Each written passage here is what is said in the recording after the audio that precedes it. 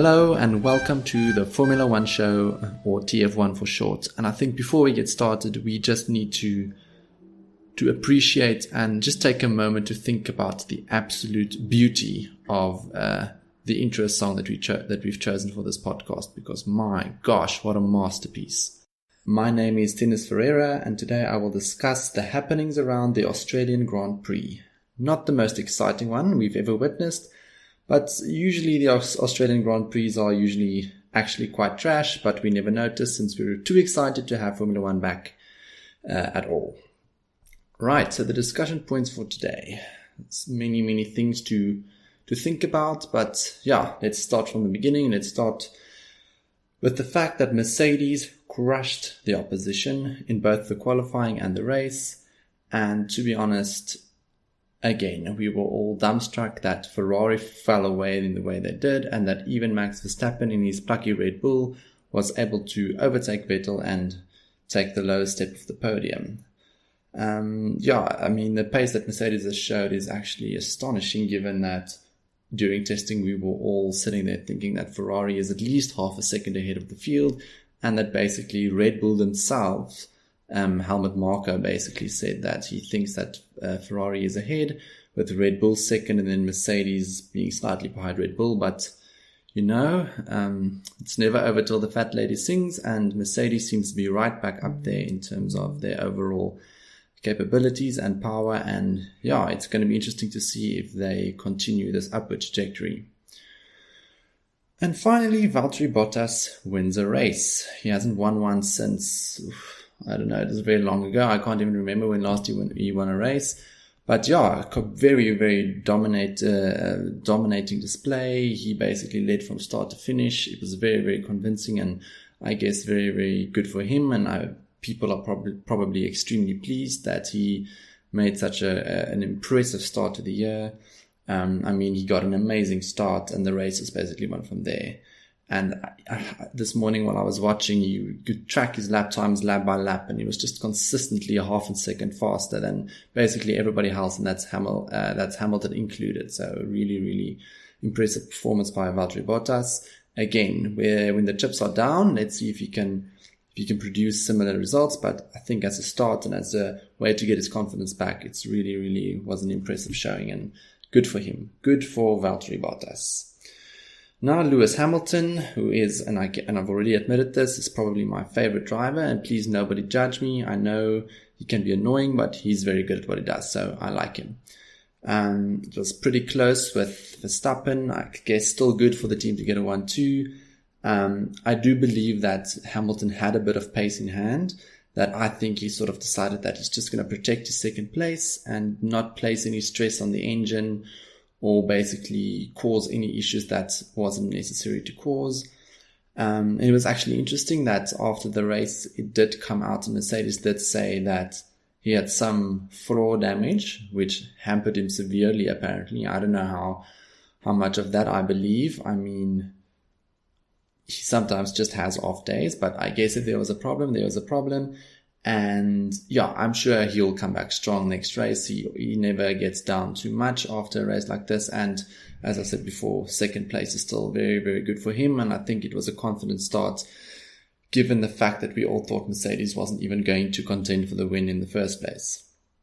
Now, Max Verstappen did very well to be third on the podium, as I've said before. And it's, to be honest, encouraging for Red Bull Racing and Honda, where it could have been much worse. And after qualifying, it did look like it was a bit of a shaky situation in terms of Red Bull being up there. But Max Verstappen grabbed and dragged his way to that podium by overtaking. Vettel was nowhere, but Verstappen did go through the trouble of overtaking Vettel in Australia, which I guess is an achievement in itself. And I think what the great thing for Honda is the engine actually looked quite fast, and Toro Rosso, the sister team, was consistently the fastest throughout the weekend. So good on Honda, and I think McLaren and Alonso are probably want to kill themselves, to be honest. I think the interesting thing with Red Bull this year is going to be to see whether Gasly can match Verstappen over the year, whether Christian Horner is going to allow Gasly to match Verstappen over the year, or whether Max is just basically going to remain the golden oracle child of all time, and that, I mean, Red Bull's greatest, it's basically the greatest love story, Christian Horner and Max Verstappen, and whether that's going to remain the case this year. Now, I guess we need to talk about Ferrari, and I mean, the little engine that thought it could, but then couldn't when it turned out they didn't have the pace. I think they were probably the most disappointed out of any of the teams in the race, just because I think they went in and I think they were super confident that this is going to be their year. They were looking amazing during testing, and I think Mercedes was just taking the piss and probably like driving at half pace, and everybody was just completely on the Ferrari bandwagon, and did that not fall apart? I mean, I guess they're still miles ahead of let's say the Formula 1.5 league or the midfield, but Verstappen beat Vettel convincingly, I think with over 20 seconds, and I think they were almost a minute off Valtteri Bottas was Sebastian Vettel. Now, you should also mention that I think Leclerc had a bit more pace, I think, at the end of the race, but he did make a few mistakes in the beginning, and I will forgive Charles these mistakes because he is a sweet, sweet boy and he needs to be protected from everything bad and horrible in the world. And I do think that he is a talent that will rise to the top and will take Ferrari to many, many great things. Interesting side topic is that after the race, it came out that Leclerc actually asked Ferrari if he could overtake, or at least attempt to overtake, Vettel, and they basically flat out told him no. And Leclerc was very understanding, and he really did not paint the team in a bad light. And I guess since this is the first race, they probably just wanted to protect the points and ensure that they do get their measly 4th and 5th position points that they were in at the time. So not too controversial, to be honest, but I think could definitely be something that, if it happens later in the season, can become fascinating in sort of the battle between Vettel and Leclerc, since I do believe that Leclerc will push Sebastian Vettel this year. Now, I guess we need to talk about the Formula 1.5 league or the midfield. I think it's, in terms of pace, it's more of the same, where it's basically Mercedes, Red Bull and Ferrari up front, and then a lap down the road, you get everybody else. The positive of this is actually all of the teams here are incredibly close in terms of pace, and they were scrapping the whole way through. I guess just a pity you can't overtake in Australia, but I think it's something that's going to provide lots of entertainment over the year and many, many crashes. I'm sure the audience are drooling with anticipation. I guess a few things to mention. Carlos Sainz was quite unlucky that his engine blew up. I think Renault are sweating already. If McLaren experiences the same thing that happened to Red Bull last year, Red Bull could be out of another engine customer, especially given Honda's progress. Not Red Bull, Renault could be out of another engine customer.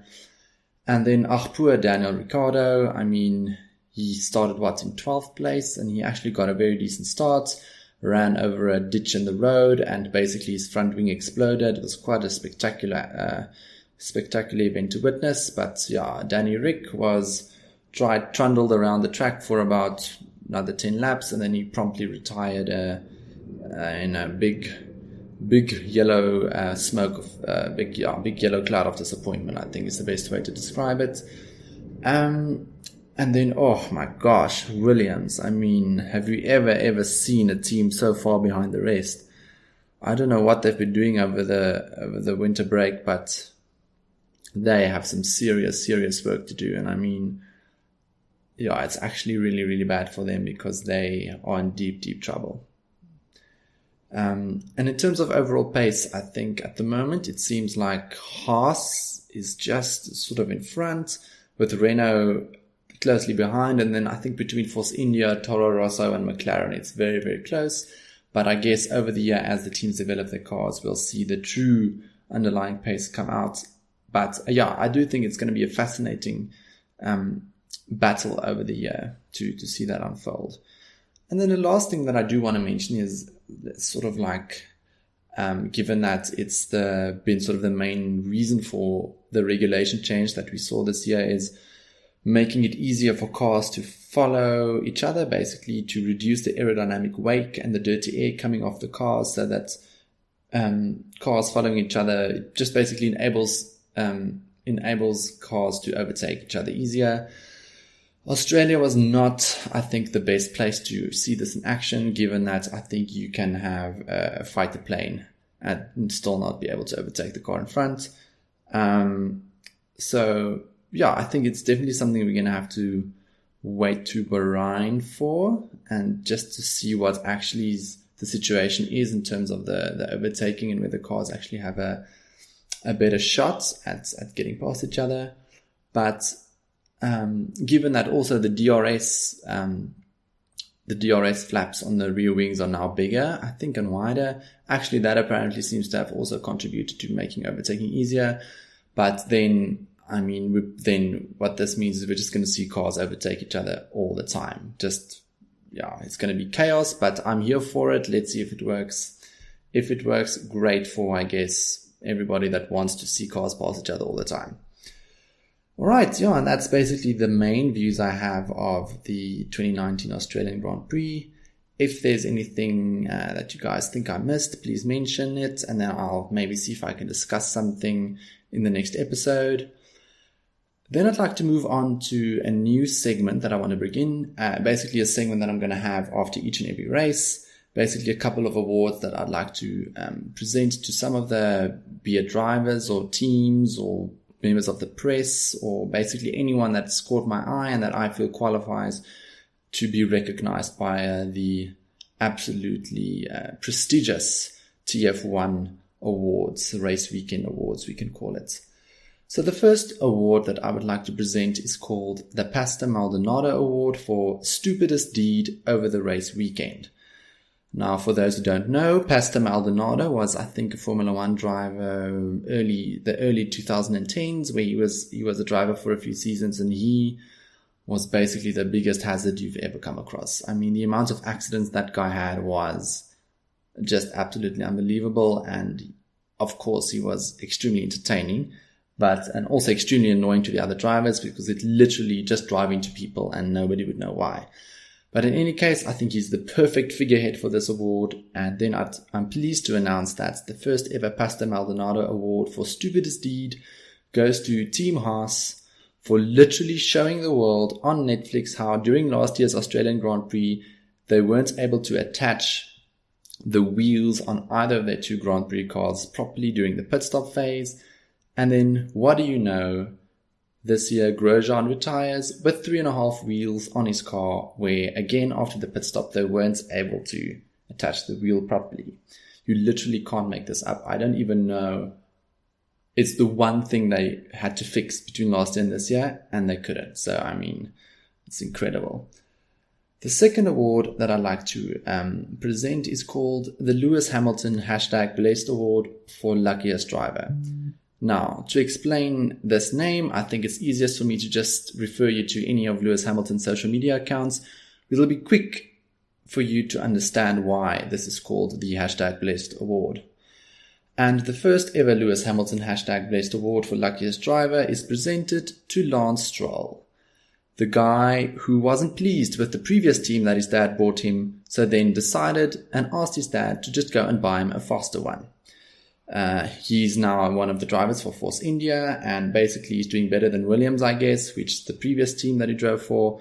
But just the idea that your dad can basically buy you a Formula One team is actually ridiculous and a bit crazy. But anyways, maybe Lance will surprise us all.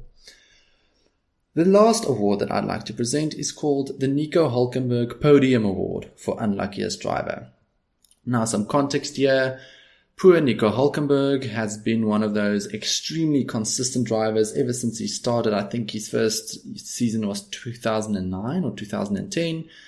And he was one of those drivers that everybody thought was going to be a force and dominate from the get-go. And he's just been one of those drivers that's really, really fast day in, day out, but for some reason has never been able to actually get onto the Formula One podium, which I think He's now the proud owner of the longest streak without ever getting a podium.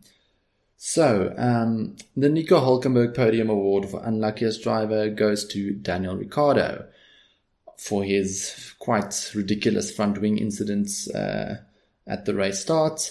And the only comment that I'd like to make here, it's ironic that Red Bull gives you wings, and that's literally the only thing that he needed during the race, now that he's at Renault. So, I mean, let's hope it goes better for old Danny Rick, since he seems to be quite a nice guy. So, if it happens, it happens. All right. So overall, the Australian Grand Prix was an event that by itself was actually as boring as wallpaper paste, but it did, I guess, set the scene for some intriguing developments. Will Mercedes keep the advantage over the field? Will Vettel be able to hold off his younger teammates? Will Williams be able to complete a lap before the 2-hour race time limit is up? And will Max Verstappen's head finally be classified as a dwarf planet? It's much to ponder, and I really do encourage you all to join in next time and ponder it with me together. Alright, so that's it for today. If you have any opinions or thoughts to share with me, please do so on Twitter or Facebook, and I will select the best thoughts and discuss them on the next episode. Please also subscribe on all of the main podcasting apps, iTunes, SoundCloud, Spreaker. Basically, if you search TF1, you'll find it somewhere. I hope you enjoyed it, all 3 of you, I guess, that tuned in, and I hope to see 4 of you next time. Bye.